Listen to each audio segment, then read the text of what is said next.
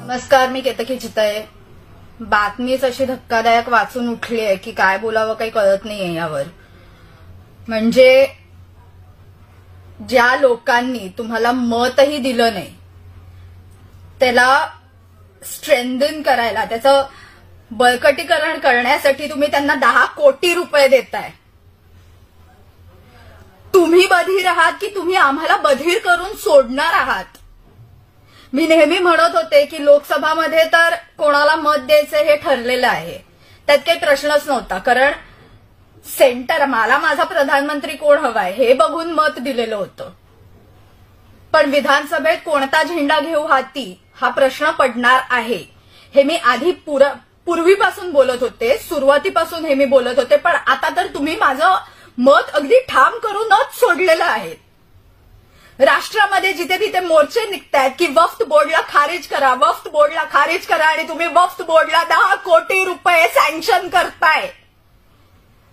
आधीच 3 तिघाडी गव्हर्नमेंट आहे तुमचं. ठरवलंय काय की तुम्हाला तुमच्या बाजूला हिंदूही नकोय हेही ठरवलंय का तुम्ही? म्हणणं काय तुमचं की एक परत स्वतःच्या काकांकडे जाणार आहे आणि म्हणणार आहे काका काका माझं चुकलं, मला माफ कर, मला परत घे. दुसरी व्यक्ती काय करतेय? 3 चाकी सायकल चालवता येत नाहीये, डोक्यात हवा गेलेली आहे, म्हणून परत मी माझे 3 चाकी रिक्षा चालवायला निघतो असं म्हणणार आहे. आणि तिसऱ्याचं तर काय, रेझिग्नेशन ऍक्सेप्टच केलं जात नाहीये. माझा राजीनामा घ्या, माझा राजीनामा घ्या हे ऍक्सेप्ट केलं जात नाहीये. म्हणून ह्या पद्धतीने तुम्ही राजीनामा सोडा. तुम्ही दरिद्रीपणा करणार आहात का? तुमचं म्हणणं काय आहे की बघा 10वीतला मुलगा जसा म्हणतो मी आता फेलच होऊन दाखवीन, तसं तुम्ही किती संख्यानं तुमची मतं तुम्ही कमी करणार आहात हे डिसाईड केलंय का? हा तुमचा गोल आहे का विधानसभेसाठी? म्हणणं काय आहे तुमचं नेमकं? स्पष्ट क्लिअर कट सांगून टाका हे काय आहे. वक्फ बोर्डला आम्ही अपील करण्यासाठी, त्यांच्या बळकटीकरणासाठी आम्ही पैसा देतोय म्हणजे काय आहे? वक्फ बोर्ड उद्या हिंदूंची आतापर्यंत इतकी जमीन ऑलरेडी खाऊन बसलेलं आहे.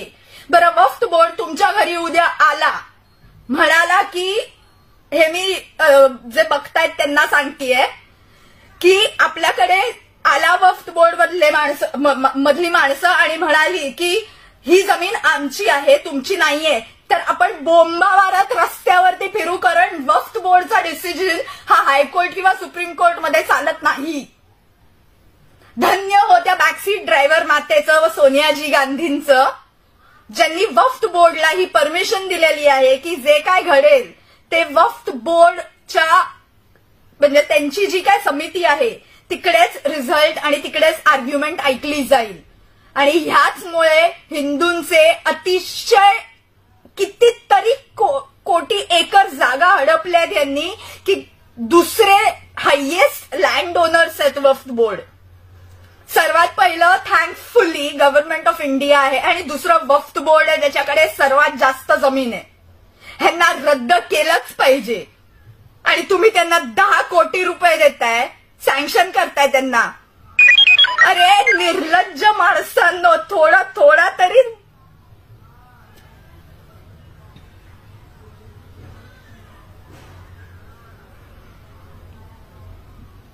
संघाला तोडलत, सनातनींना तोडताय.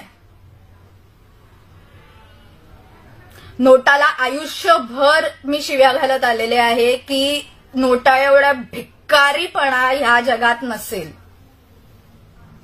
पण थँक्यू 3 तिघाडी सरकार, तुमच्यामुळे विधानसभेत नक्की नोटाचं बटन दाबेन. असंच जर चालत राहिलं ना तर बंगालसारखी परिस्थिती महाराष्ट्रात यायला फार वेळ लागणार नाहीये.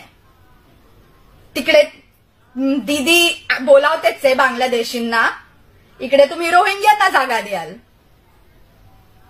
ऑलरेडी मानखुर्द अख्खं बांगलादेशी मुसलमानांनी भरलेला आहेच, तुम्ही रोहिंग्यांनाही आणून आमच्या डोक्यावर बसवा. आता सगळीकडे देऊनच टाका ना, मुसलमान राष्ट्र म्हणून डिक्लेअर करूनच टाका ना एकदाच. कशाला तुम्ही का महाराष्ट्र छत्रपती शिवाजी महाराजांचा महाराष्ट्र कशाला बोंबा मारताय?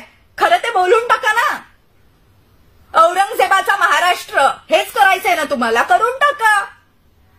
कशाला थांबलात, कोणाची वाट बघताय? तुम्हाला छत्रपती संभाजीनगर नको आहे ना, तुम्हाला औरंगाबादच हवं आहे ना, महाराष्ट्राचं नावच बदलून टाका ना, इतकी सोपी गोष्ट आहे. आणि उगाच छत्रपतींचं, फुल्यांचं, आंबेडकरांचं, सावरकरांचं कोणाचंही नाव घेऊ नका, त्यांचा अपमान करू नका त्यांचा महाराष्ट्र म्हणून. कारण तुम्ही जे काय कृत्य करताय ना ते ह्या लोकांनी केलेलं नाहीये. त्यांची नावं तोंडातूनही काढू नका यापुढे.